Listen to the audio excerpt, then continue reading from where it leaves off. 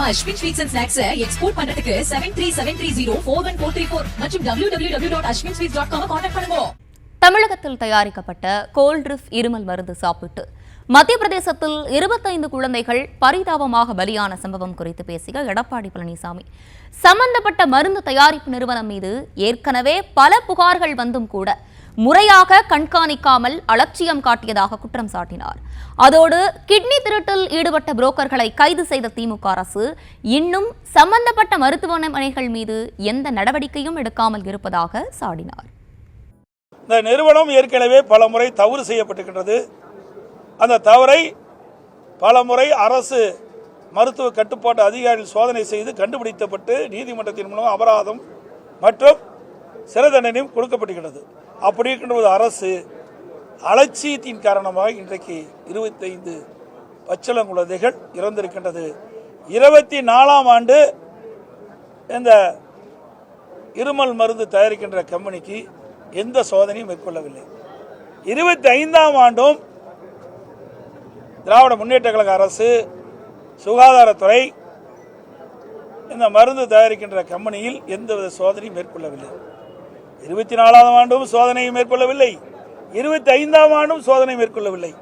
எதற்காக சொல்லிட்டு சொன்னால், இந்த நிறுவனம் தொடர்ந்து முறைகேட்டில் ஈடுபட்டிருக்கின்றது. அதனால் சோதனை செய்கின்ற போதெல்லாம் அங்கே அந்த மருந்து தயாரிப்பிலே குறை கண்டுபிடிக்கப்பட்டு அதுக்குண்டான நடவடிக்கை எடுக்கப்பட்டிருக்கிறது. அப்படி இருக்கின்ற பொழுது இந்த அரசு எச்சரிக்கையோடு இந்த மருந்து தயாரிக்கின்ற கம்பெனியை அவர்கள் கண்காணிக்கப்பட்டிருக்க வேண்டும். இப்படி இந்த மருத்துவத்துறை,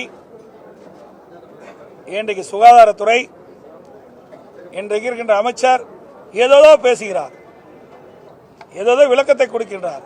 ஆனால் 2024ஆம் ஆண்டு அந்த இருமல் மருந்து தயாரிக்கின்ற கம்பெனியில் ஏன் சோதனை செய்யவில்லை?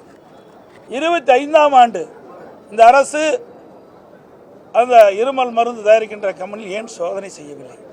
2 ஆண்டுகள் தொடர்ந்து சோதனை செய்யாத இருக்கின்ற காரணத்தினால்தான் இந்த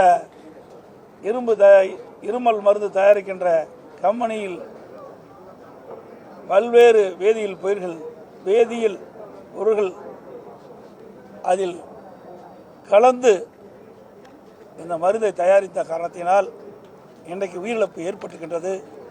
ஆகவே இந்த அரசினுடைய அலட்சியத்தின் காரணம்தான் இந்த உயிரிழப்பு ஏற்பட்டு என்பதை நேரத்தில் சுட்டிக்காட்ட கடைப்பட்டிருக்கிறேன். கிட்னி முறைகேடு நன்றாக தெரியும். அரசாங்கம் நான் கேட்ட கேள்விகளுக்கு சரியான பதில் கிடைக்கல. அந்த புரோக்கரை தான் கைது பண்ணியிருக்கிறாங்க.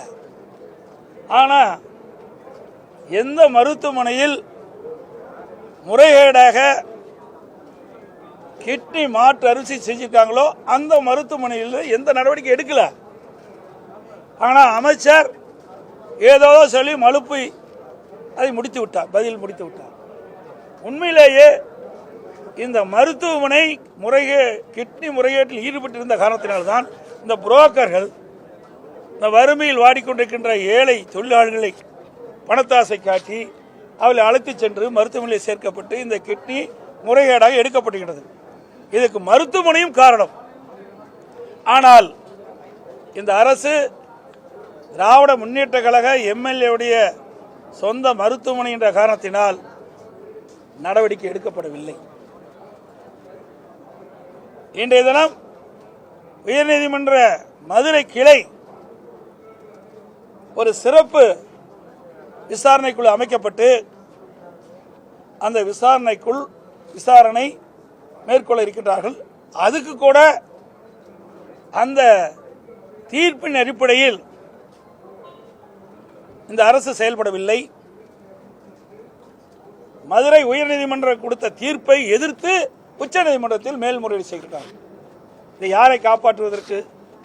நம்ம Ashwin sweets and snacks export பண்றதுக்கு 7373041434 மற்றும் www.ashwinsweets.com கான்டாக்ட் பண்ணுங்க.